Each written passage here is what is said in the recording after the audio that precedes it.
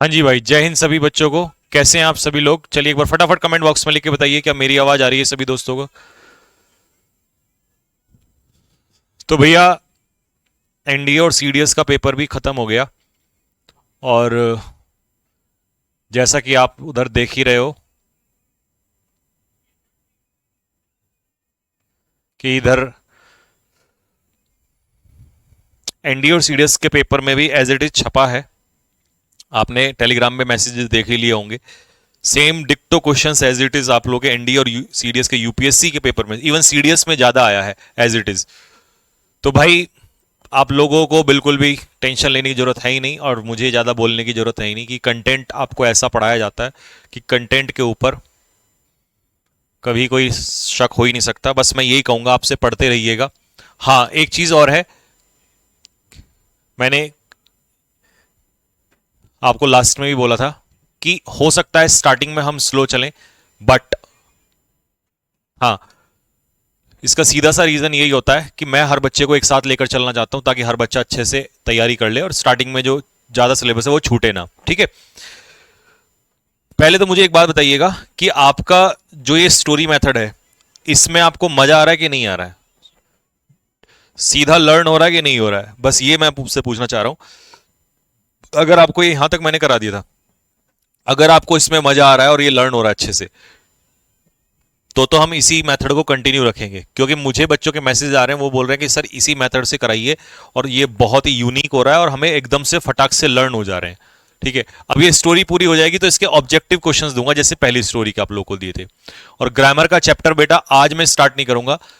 आज के लिए सॉरी, माफी चाहूंगा। और कल आपकी क्लास होगी नहीं, परसों आपकी क्लास होगी। कारण, क्योंकि मुझे आज ही इमरजेंसी जाना पड़ेगा। मैं आज जानबूझ के क्लास आपकी रखी है ताकि आज का आपका लॉस ना हो, और परसों से आपकी रेगुलर क्लास कोई मिस नहीं होगी, है ना? जो कल आपकी छुट्टी होगी उसकी बदले में हम सैटरडे को क्लास लेंगे। ठीक है। हाँ जी, लर्न करने में आसान होता, प्रतिभा गुप्ता। हम्म। हाँ, तो बस फिर ठीक है। साक्षी पवार क्या कह रही है? यस सर, स्टोरी मेथड ही सही है। मजा आ रहा है ना? बस तो बस बस बस बस ठीक है। तो आज मैं इस स्टोरी को पूरी कर देता हूं। तो आज हमारी दो स्टोरी पूरी हो जाएंगी और कई सौ वर्ड हो जाएंगे, क्योंकि पहली स्टोरी में भी थे, दूसरी स्टोरी में भी थे। तो आपके कई सौ वर्ड हम लोग कंप्लीट कर चुके होंगे। स्टोरी नंबर 2 पूरी हो जाएगी। इसके ऑब्जेक्टिव क्वेश्चंस आप लोगों को बना के रेडी करके दे दिए जाएंगे। ठीक है। Diksha Bishnoi, one question, your story method unique है। हाँ बताइए दीक्षा जी, क्या है आपका डाउट? चलिए भाई, करते हैं सॉल्यूशन इसका स्टार्ट यहां से। सीडीएस में मैथ्स आती है 10th वाली, एसएससी वाली। Yes sir, some words are learn hand to hand, Simran Yadav. हाँ, इसीलिए मेथड सबसे बेस्ट है। ग्रामर का चैप्टर कौन सा होगा? राहुल ललोत्रा। राहुल बेटे, ग्रामर का चैप्टर पहला होगा सब्जेक्ट ऑफ एग्रीमेंट। उसके पीडीएफ डलवा के जाऊंगा नोट्स की, तो कॉपी कर लेना नोट्स मेरे आने से पहले। बिल्कुल लिख के पूरा चैप्टर रेडी रखना, ताकि मैं जल्दी आपको पढ़ा सकूं उसको। ठीक है, फिर लिखने का प्रॉब्लम ना हो। I am beginner, story method is best for us. Okay good. Medical से तो बेटे, मेडिकल में नंबर दे दूंगा आपको, अपना कॉन्टेक्ट नंबर बाद में बात कर लेना। अभी स्टार्ट करते हैं। चलिए भाई, द इकोलॉजिकल इंपैक्ट। इकोलॉजिकल तो समझ में आता है, इन्वायरमेंट से जो संबंधित जो इंपैक्ट होता है किसका? सॉइल पॉल्यूशन का। तो ये टॉपिक किसके बारे में है? सॉल्यूशन, उसके सॉइल पॉल्यूशन के बारे में। ठीक है। Is obnoxious. ऑब्नॉक्शियस का मतलब है हानिकारक है। ठीक है। It is imperative. इंपेरेटिव का मतलब होता है नेसेसरी, आवश्यक। ये बहुत आवश्यक है। टू रिफ्रेन मतलब बचना, फ्रॉम यूजिंग कंटेमिनेटेड सॉइल। हमें कंटेमिनेटेड, प्रदूषित सॉइल का इस्तेमाल नहीं करना चाहिए, इससे बचना चाहिए। For agriculture purposes. किस पर्पज से? एग्रीकल्चर पर्पज से। अगर एग्रीकल्चर करते हैं, खेती करते हैं, तो कंटेमिनेटेड सॉइल का इस्तेमाल ना करें। एज, क्योंकि केमिकल्स कैन सीप इनटू द क्रॉप्स। क्योंकि जो केमिकल है वो किस में जा सकते हैं? फसलों के अंदर जा सकते हैं, और जाते हैं। यूरिया, डाई वगैरह मेडिसिन जो डालते हैं हम लोग, ये सीधा सीधा कहां जाते हैं? फसलों में जाते हैं, और फसलों से फिर हमारे पास आ जाते हैं। हार्मिंग कंज्यूमर्स, और ये नुकसान पहुंचाते हैं किसको? कंज्यूमर्स। बच्चों, कंज्यूमर पता है कौन होते हैं? कंज्यूमर वो होते हैं जो किसी भी चीज को एब्जॉर्ब करते हैं। जैसे हम, किसान जो फसलें उगाता है, उसको कंज्यूम कौन करते हैं? हम लोग ही तो करते हैं, तो हमें तो नुकसान पहुंचाएगा। अब सपोज करो किसान ने जो भी चीजें उगाई उसमें यूरिया, डाई, फर्टिलाइजर, ये सब कुछ डाल दिया, पेस्टिसाइड्स वगैरह, केमिकल डाल दिए, तो इसके बाद जो फसल होगी वो तो कैसी होगी? खराब होगी ना, इनऑर्गेनिक हो जाएगी। तो वो फिर इसका मतलब सीधा सीधा हमारे पास आएगा। आगे समझ में? और उसको हम कंज्यूम करते हैं तो हमें नुकसान पहुंचेगा। यूटिलाइजिंग पॉल्यूटेड सॉइल, अगर हम पॉल्यूटेड सॉइल को यूटिलाइज करते हैं फॉर क्रॉप, फसलों के लिए, लीड्स टू लोअर यील्ड, और इससे पैदावार भी क्या होती है? कंपैरिजन में कम होती है। देन किसके कंपैरिजन में? Uncontaminated soil. तो जैसे आपने देखा होगा हमारे पुराने समय में जो हमारे माता पिता लोग थे, हमारे बुजुर्ग जो लोग थे, वो देसी खाद डालते थे, तो वो अनकंटामिनेटेड सॉइल होती थी, तो उससे पैदावार बहुत ज्यादा होती थी। अब धीरे धीरे पैदावार भी कम होने लगी है और उसका नुकसान भी होने लगा। पहली बात तो पैदावार कम हो रही है, और जितनी भी हो रही है वो खराब हो रही है। ठीक है, ठीक है भाई। नेक्स्ट, एग्जर्बेटिंग द इश्यू, और इससे ये जो मुद्दा है ये और बद से बदतर होता जा रहा है। अच्छा, आपको पता है स्टोरी मेथड के बाद मैं कौन सा मेथड अप्लाई करूंगा? जो मैंने अग्नि 1.0 में कराया था। ठीक है, यानी कि वो 3 सिनोनियम, 3 एंटोनियम, 3 वन वर्ड, और तब देखना तब कितना आसान हो जाएगा आप लोगों के लिए, क्योंकि आपको बहुत सारे वर्ड पहले ही याद हो चुके होंगे, तो वहां और मजा आने वाला है फिर। ठीक, a collective effort to reduce pollution, pollution को कम करने का एक कलेक्टिव एफर्ट, मतलब सभी के द्वारा अगर प्रयास किया जाए, ठीक है, are essential for mitigating the impacts of soil pollution. इस लाइन का मतलब समझो, a collective effort to reduce pollution sources, pollution के जितने भी सोर्स हैं उनको कम करने के लिए अगर हम एक कलेक्टिव एफर्ट लगाएं, वो बहुत आवश्यक है इंपैक्ट ऑफ सॉइल पॉल्यूशन को मिटिगेट करने के लिए। यानी कि अगर हमें सॉइल पॉल्यूशन का इंपैक्ट घटाना है तो सभी को एक साथ प्रयास करना पड़ेगा। नेचर और मैनकाइंड, इंसान हो या नेचर हो, आर इनसेपरेबल, दोनों एक दूसरे से जुड़े हैं, इनसेपरेबल हैं। यानी कि इंसान से जुड़ा है नेचर और नेचर से जुड़ा है इंसान। अगर एक भी गलत होगा तो दूसरा नुकसान देगा ही देगा। ठीक है, एक्सरबिट आया था सर एनडीए में, हाँ मेरे भाई, तभी तो सीधा सीधा पेपर में आएंगे, यहां से छपते हैं। ठीक है, next, our connection with nature, हमारा नेचर के साथ जो कनेक्शन है is based on mutual reliance. Mutual reliance का मतलब है एक दूसरे के ऊपर निर्भर है। नेचर हमारे ऊपर निर्भर है, हम नेचर के ऊपर निर्भर हैं।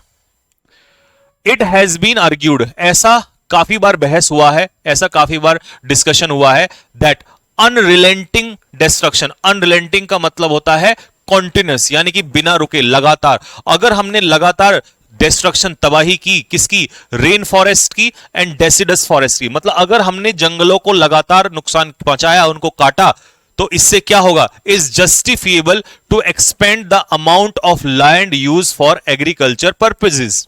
ठीक है, तो इसका सीधा सा मतलब है कि अगर हमने पेड़ पौधों को लगातार काटा तो इसका क्या मतलब हो जाएगा? Is justifiable to expand the amount of land use for agriculture purposes. ठीक है, ये उतना ही जस्टिफिएबल है। Similarly transforming agriculture land into commercial areas is justifiable in the name of X development. कहने का मतलब है कि हम पेड़ पौधों को क्या करते हैं? काटते हैं, लगातार काटते चले जा रहे हैं, पेड़ पौधों को लगातार काटते चले जा रहे हैं, लगातार इनको बार बार काट रहे हैं। ये सिर्फ जस्टिफिएबल पता कब है? क्योंकि हमें ऐसा लगता है, हम कहते हैं कि भैया हम तो विकास के नाम पे, डेवलपमेंट के नाम पे काट रहे हैं। तो इसका मतलब कहीं ना कहीं ये सरासर गलत है। विकास का बहाना लेके हम पेड़ पौधों को यानी कि जंगलों को नष्ट कर रहे हैं। ठीक है, नेक्स्ट, आर इग्नोरेंस, हमारी जो ये इग्नोरेंस है, जो हम ये इग्नोर करते हैं, प्रिवेंट अस फ्रॉम सीइंग, ये हमें रोकता है देखने से, that even if we were to emerge victorious in this conflict, अगर इस झगड़े में, इंसान के और नेचर के झगड़े में अगर हम विक्टोरियस साबित हुए, अगर हम जीत भी गए, हमने नेचर को हरा भी दिया, we would still be on the losing side, हमारी हार फिर भी होगी। अरे वाह, क्या लाइन है! इंसान के और नेचर के बीच में जो ये युद्ध चल रहा है, इसमें इंसान भले ही जीत जाए, लेकिन जीत कर भी हार इंसान की ही होगी। कमेंट बॉक्स में बताओ, हां कमेंट बॉक्स में लिख के बताओ कि हार इंसान की क्यों होगी। ये लाइन मेरे दिल को छू गई है। समझ रहे हो इसका क्या मतलब है? टॉपिक स्टोरी मेथड से आपको नॉलेज भी मिलती है। वो ये कहना चाह रहा है कि अगर इंसान और नेचर के बीच में जो जंग चल रही है ना, इसमें इंसान भले ही विक्टोरियस साबित हो जाए, जीत जाए, नष्ट कर दे नेचर को, लेकिन नेचर इसके बावजूद भी जीत जाएगा और इंसान हार जाएगा। क्यों? सर डिफॉरेस्टेशन का भी आया था क्लोज टेस्ट में, टेंशन ना लो, पेपर में कंटेंट बहुत खतरनाक दिया जा रहा है आपको, एज इट इज चीजें उतरेंगी। बताओ भाई बताओ क्या है इसका मतलब यहां पर, तब तक मैं आगे पढ़ाता हूं आपको। एंड दैट विक्ट्री, और वो जो इंसान की जीत होगी, must be filled with chagrin, उसमें निराशा ही निराशा होगी। ठीक है, आर आइडिया दैट द, हमारा जो ये विचार है किस चीज का, that the job of nature is to run the motor of our economy is the driving force behind the this war against nature. इसका क्या मतलब है, इसको दोबारा पढ़ाता हूं, पहले यहां तक बताओ। Because humans are dependent on nature, good, सही बात है, क्योंकि इंसान नेचर पे तो निर्भर है। अगर नेचर को खत्म करके जीत भी जाएगा तो कल जिंदा खुद भी तो नहीं रह पाएगा, फिर भी तो इंसान की ही हार है, इसलिए। ठीक है सर, नेचर तो बाजीगर निकला, हाँ, हार कर भी जीतने वाले को बाजीगर कहते हैं, गुड, क्या बात है। देखो भाई, हमारा जो ये विचार है, क्या है विचार है, that the job of nature, कि नेचर का काम है is to run the motor of our economy. यार हमारी इकोनॉमी नेचर से तो चलती है, हम नेचर का शोषण करके तो अपनी इकोनॉमी को आगे बढ़ाते हैं। Is the driving force behind this war, ये जो इंसान और इसके बीच में युद्ध चल रहा है ना, नेचर के बीच में, ये युद्ध इसीलिए चल रहा है क्योंकि हमें ऐसा लगता है कि हमारी इकोनॉमी नेचर से आगे बढ़ेगी। नेचर का सत्यानाश करो, हम इकोनॉमी में नंबर 1 हो जाएंगे। हर देश अपने, अब जहां जहां पर भी है वहां पर है तो सब अर्थ पे ही ना, नेचर को खत्म करते जा रहे हैं, और ये युद्ध जो चलता जा रहा है, और जंग है नंबर 1 बनना है, डेवलप्ड कंट्री बनना है। ठीक है, which we intend to wage, जो युद्ध हमें, हमारा उद्देश्य है, जिस युद्ध को हम लड़ रहे हैं। ठीक है, the economy is an owned subsidiary of ecology, और जो इकोनॉमी है, इकोनॉमी यानी कि किसी भी कंट्री की जो इकोनॉमी है वो सब्सिडरी है इकोलॉजी की, मतलब वो किसके ऊपर निर्भर है, वो सेकंड हिस्सा है। सब्सिडरी होता है सपोर्टिंग पार्ट, सपोर्टिंग रोल, जैसे एक कंपनी होती है ना, उसकी छोटी छोटी ब्रांच होती हैं, छोटे छोटे हिस्से होते हैं, तो उन्हें सब्सिडरी कहते हैं। ठीक है, तो इसका मतलब जो इकोनॉमी है वो किसके ऊपर ही निर्भर है, इकोलॉजी के, नेचर के ऊपर ही निर्भर है, नेचर का ही एक हिस्सा है, सब्सिडरी है। ठीक है सर, एयरफोर्स का पेपर भी ऐसे ही छाप देना, मजा आ जाएगा। अरे यार, एयरफोर्स तो बच्चा है, उसको तो ऐसे ही छाप देंगे। मैन फॉरगेट्स, इंसान अक्सर भूल जाता है, ऑफन मतलब अक्सर भूल जाता है, नेचर, नेचर को कब, वाइल अमासिंग एफ्लुएंस, अमास का मतलब होता है कलेक्ट, जब वो, एफ्लुएंस मतलब वेल्थ, जब वो लालच में पड़ जाता है, जब वो धन इकट्ठा करने लग जाता है, जब उसे लगता है सब कुछ ये मेरा ही है, इस चक्कर में नेचर को भूल जाता है और नेचर का सत्यानाश करना स्टार्ट कर देता है। ठीक है, the day is not far, और वो दिन अब दूर नहीं है, when man has to atone for his deeds, जब इंसान को अपने कर्मों के लिए अटोन करना पड़ेगा। पेपर में एज इट इज छपेंगे वो कैब, अटोन का मतलब होता है रिपेंट, रिमोर्स, इन सब का मतलब होता है पछताना। दुबई ने भी ये किया तो दुबई डूब रहा है, बिल्कुल सही बात है।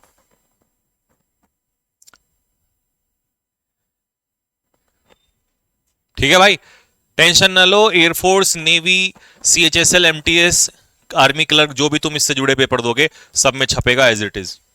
लो जी भाई, स्टोरी हो गई मेरे भाई खत्म। अब तुम्हें आज से जुड़े हुए वर्ड सिखाता हूं, कहां कहां से लिया था हमने, यहां से स्टार्ट किया था। डिस्पोज ऑफ, डिस्पोज ऑफ का मतलब क्या होता है, ये तो मैंने पढ़ा दिया, टेक फॉर ग्रांटेड, नेचर को हल्के में मत लो, यानी कि नेचर को टेक फॉर ग्रांट मत लो। ठीक है, डिस्पोज ऑफ का मतलब होता है निपटाना, खत्म करना, नष्ट करना। इकोलॉजिकल होता है किससे संबंधित, इको फ्रेंडली, यानी कि नेचर से संबंधित, इन्वायरमेंट से संबंधित। इंपेरेटिव आवश्यक, नेसेसरी अर्जेंट, ठीक है, या ऑब्लिगेटरी, ऑब्लिगेटरी का मतलब भी होता है आवश्यक। ठीक है, रिफ्रेन फ्रॉम होता है बचना, अवॉइड करना, परहेज रहना, परहेज करना, दूर रहना। ठीक है, कंटेमिनेट होता है प्रदूषित करना, डर्टी करना, गंदा करना, इंप्योर करना। सीप इनटू का मतलब होता है प्रवेश करना, तो ये केमिकल जो है ये कहां प्रवेश कर जाता है, ये हमारे खाने में, हमारे भोजन में, किसके, फसलों के थ्रू। ठीक है, यील्ड मतलब प्रोड्यूस, पैदावार होना, प्रोडक्शन होना। एक्ससरवेट ये आया था एनडीए में, पूछा था एग्रेवेट, बद से बदतर, स्थिति को बद से बदतर करना। सस्टेनेबिलिटी होता है टिकाऊपन, सस्टेनेबल डेवलपमेंट आपने सुना होगा, तो सस्टेनेबल कोई चीज टिकाऊ कब होगी, जब ड्यूरेबिलिटी होगी, लॉन्ग लास्टिंग। मेंटेनेबिलिटी मतलब जो लंबे समय चलेगी। ठीक है, मिटिगेट का मतलब होता है कम करना, लेसन, रिड्यूस, डिमिनिश। सिक्वेस्टर का मतलब होता है आइसोलेट करना, अलग करना, ठीक है। क्वारंटीन करना, अलग करना। सेक्लूड करना, सेग्रीगेट करना मतलब अलग करना। नोशन क्या होता है बच्चों? नोशन होता है बिलीफ, आइडिया, विचार, धारण। डेमोन्स्ट्रेट का मतलब होता है प्रदर्शित करना, दिखाना, शो करना किसी चीज को। और इनसेपरेबल पार्ट जो होता है अविभाज्य, मतलब जिसको अलग नहीं किया जा सकता, इनडिविजिबल या किसी चीज से जुड़ा हुआ, अटैच्ड। म्यूचुअल, म्यूचुअल रिलायंस बताया था ना, नेचर और इंसान दोनों एक दूसरे पर डिपेंड है। तो रेसिलियंस, रेसिलियंस तो होता है एंड्योरेंस, रॉबस्टनेस, सहनशीलता, स्ट्रेंथ। और म्यूचुअल होता है कॉमन, एक दूसरे से जुड़ा हुआ। अनरिलेंटिंग होता है लगातार, कांस्टेंट, कॉन्टिन्यूस, निरंतर, रिलेंटलेस, अनस्टॉपेबल, परसिस्टेंट या नॉन स्टॉप भी कह सकते हो, ठीक है। विक्टोरियस, भले इंसान विक्टोरियस हो जाए, जीत जाए, लेकिन हार उसी की होगी। तो विक्टोरियस का मतलब होता है सक्सेसफुल। वेज, वेज का मतलब होता है किसी काम को कंटिन्यू करना, ठीक है, carry out. Subsidiary alliance, subsidiary मैंने आपको बताया किसके ऊपर? इकोलॉजी के ऊपर सब्सिडरी है। तो यानी कि सहायक कंपनी, जैसे एक कंपनी होती है ना, उसका छोटा सा हिस्सा होता है, उसे कहते हैं सब्सिडरी, ठीक है। तो डिपेंडेंट, निर्भर। इकोलॉजी, इकोलॉजी के ऊपर निर्भर है, तो इकोलॉजी तो होता ही है इन्वायरमेंट। रूइनस, हानिकारक, डेट्रीमेंटल, हार्मफुल, फैटल। ऑब्सक्योर का मतलब होता है नॉट क्लियर, वेग, इनडिस्टिंक्ट, क्योंकि डिस्टिंक्ट मतलब होता है क्लियर, हेजी, इनडिस्टिंक्ट। अच्छा, दो बार आ गया ये, ठीक है। एम्बिगस का मतलब भी यही होता है, क्रिप्टिक, डार्क, एनिग्मेटिक, मतलब अस्पष्ट, जो क्लियर ना हो। एडवर्स इफेक्ट यानी कि अनफेवरेबल इफेक्ट, बुरे प्रभाव। डेटरेशन, स्थिति का बद से बदतर होना, खराब होना। रुइनस मतलब विनाशकारी, हार्मफुल, कैटास्ट्रॉफिक, कैलामिटस। इवॉल्व मतलब किसी चीज का ग्रो होना, डेवलप होना, विकसित होना। और रेवर मतलब सॉइल को रेवर किया जाता है, रेस्पेक्ट, पीई, रेस्पेक्ट, एडमायर, सम्मान किया जाता है सॉइल का। एग्रीकल्चर तो सबको पता है, कृषि। फंडामेंटल होता है मौलिक, बेसिक, फंडामेंटल राइट्स। लेसन का मतलब होता है अबेट, कम होना, डिक्रीज, घटना। एनिहिलेट मतलब डिस्ट्रॉय, नष्ट करना, इरेडिकेट, जड़ से मिटाना। इंपैक्ट, एडवर्स इंपैक्ट, बुरे प्रभाव। तो इंपैक्ट होता है प्रभाव, ठीक है। इंपेरेटिव होता है क्या? वाइटल, इंपॉर्टेंट, क्रिटिकल कह सकते हो इसको, क्रूशियल। एक्ससर्बेट, स्थिति को बद से बदतर करना, एग्रेवेट करना। मिटिगेट, कम करना, एलिवेट, कम होना। शैग्रिन, निराशा। अच्छा, इसमें बेटा ये इमिटेशन गलत हो जाएगा, सिर्फ इसका आंसर होगा वैक्सेशन, यानी कि निराशा, ठीक है। चिढ़ कह सकते हो, या निराशा, सैडनेस, डिसअपॉइंटमेंट भी कह सकते हो इसको, निराशा, ठीक है। जस्टिफिएबल मतलब न्याय संगत, वैलिड। अमास, कलेक्ट, इकट्ठा करना। एफ्लुएंस मतलब धन, संपत्ति। और एटोन का मतलब होता है कंपेंसेट, जो मैंने अभी लिखाया था, यानी कि repent, rue, remorse, triple R, R R R. Repent, rue, remorse, प्रायश्चित करना किसी चीज का, ठीक है। मैंडेटरी हो सकता है, हाँ मैंडेटरी हो सकता है, ऑब्लिगेटरी मतलब मैंडेटरी। हेलो सर, स्टोरी किस किस पेपर में आता है? स्टोरी, स्टोरी किस पेपर में नहीं आता? स्टोरी मेथड से वो कैब हम लर्न करते हैं, ये तो हमारा मेथड है, पेपर में नहीं आता, ठीक है दोस्तों। क्लियर हो गया यहां तक सभी को? एक बार और पढ़ा दूं अगर आप कहें तो? बताओ कमेंट बॉक्स में लिख के। एक बार और पढ़ा दूं सबको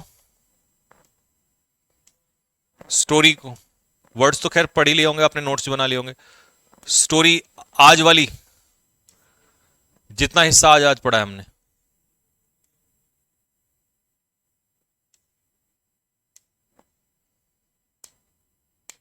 कमेंट बॉक्स में लिख के बताओ जरा।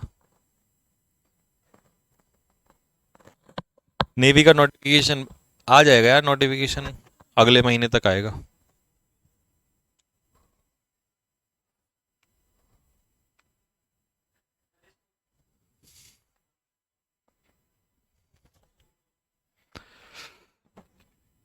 हाँ जी बताइए बेटा, एक बार और ले लें?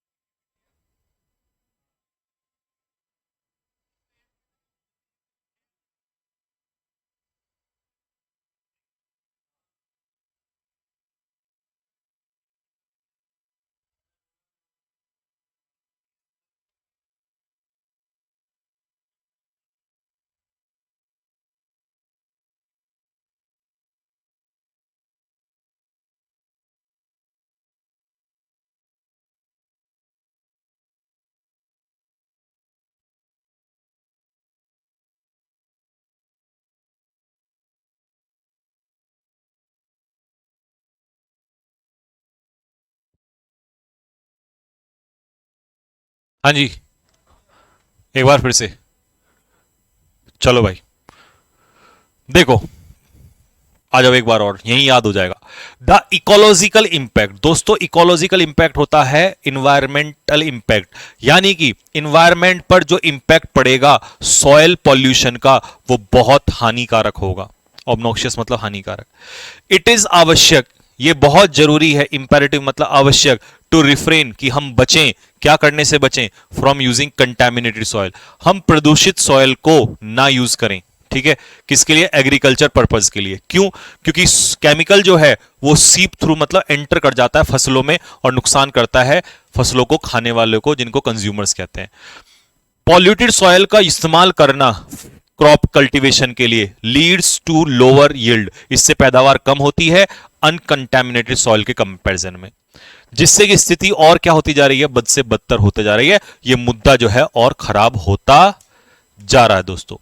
अ कलेक्टिव एफर्ट, अगर हमने मिलजुल के प्रयास किया सॉइल पॉल्यूशन को कम करने के लिए, तो ऐसे रिसोर्सेज का, ऐसे सोर्सेज का इस्तेमाल कर किया अगर हमने, जो पॉल्यूशन को कम करते हैं, वो आवश्यक है, यानी कि उनका इस्तेमाल करना आवश्यक है फॉर मिटिगेट द इंपैक्ट, जो इंपैक्ट है ना सॉइल पॉल्यूशन का, उसके इंपैक्ट को कम करने के लिए। नेचर और मैनकाइंड एक दूसरे से इनसेपरेबल है, ये अभिन्न अंग हैं। ठीक है, हमारा जो कनेक्शन है ना नेचर के साथ, वो म्यूचुअल रिलायंस पर डिपेंड है, यानी कि हम एक दूसरे के ऊपर निर्भर हैं। और ऐसा कई बार कहा गया है कि अगर हम लगातार डिस्ट्रक्शन करते रहे, अनरिलेंटिंग का मतलब है लगातार, कॉन्टिन्यूस, अगर हम लगातार डिस्ट्रक्शन करते रहे जंगलों का, रेन फॉरेस्ट का और डेसिडस फॉरेस्ट का, तो is justifiable to expand the amount of land use for agriculture purpose, कि ये सिर्फ और सिर्फ ये किसके लिए हो रहा, के लिए किया जा रहा है? हम पेड़ पौधों को इसलिए काट रहे हैं जिससे कि हम उन्हें एग्रीकल्चर पर्पज के लिए, लैंड को एग्रीकल्चर पर्पज के लिए तैयार कर सके। बट यार, पॉल्यूशन तो फिर भी हो रहा है ना, नेचर को तो नुकसान पहुंच रहा है, आप एग्रीकल्चर पर्पज के लिए तो तैयार कर रहे हो, और ऐसे ही फिर क्या कर रहे हो? फिर उस एग्रीकल्चर लैंड को कमर्शियल केस में, एरिया में चेंज कर रहे हो, तो ये भी आप जस्टिफिएबल कह रहे हो। बट ये सिर्फ केवल डेवलपमेंट के, विकास के नाम पर है, अदरवाइज तो ये बहुत बड़ा नुकसान है। ठीक है, आगे यहां तक हो गया। आर इकोनॉमी, हमारी जो economy is the driving force behind this war, और ये जो युद्ध चल रहा है ना इंसान और नेचर के बीच में, ये युद्ध जो है सिर्फ और सिर्फ किस वजह से चल रहा है, इसका कारण भी उसने बताया है। That the job of nature is to run the motor of economy, हमारी इकोनॉमी का जो मोटर है वो ये नेचर ही चला रहा है, और यही ड्राइविंग फोर्स है इस युद्ध के बीच में अगेंस्ट नेचर के प्रति, which we intend to wage, जो युद्ध हम लड़ रहे हैं। इकोनॉमी जो है वो सब्सिडरी है किसका? इकोलॉजी का, यानी कि वो किसके ऊपर डिपेंड है? इकोलॉजी के ऊपर डिपेंड है। और इंसान अक्सर भूल जाता है क्या करते समय, धन इकट्ठा करते समय, किसको भूल जाता है? नेचर को भूल जाता है। और वो दिन दूर नहीं है जब इंसान को अपने बुरे कर्मों के लिए पछताना पड़ेगा। ठीक है भाई। पंकज कुमार, अब जैसे आपने स्टोरी पढ़ ली ना, मैंने जैसे पढ़ा दी, अब इसके ऑब्जेक्टिव क्वेश्चंस मैं आपको दूंगा, उनको तैयार करना। जैसे पहली स्टोरी देखो, इससे पहले उसमें जैसे दिए हुए हैं ऐसे ही आपको तैयार करना है, जैसे फर्स्ट वाली स्टोरी में।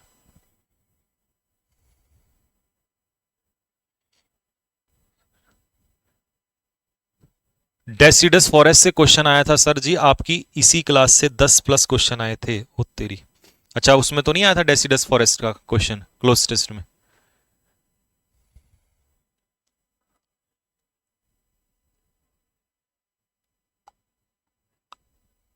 स्टॉर्म का मतलब तूफान होता है।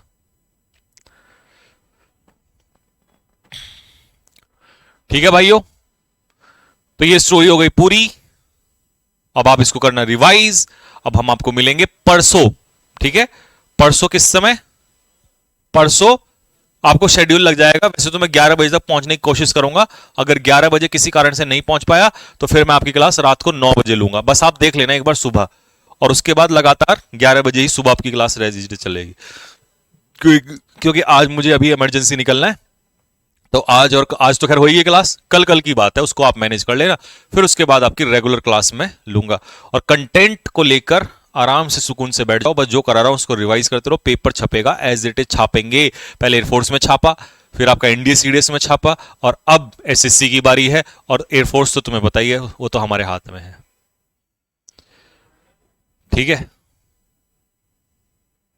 हाँ अभी जाओ, हाँ अभी निकलूंगा मैं।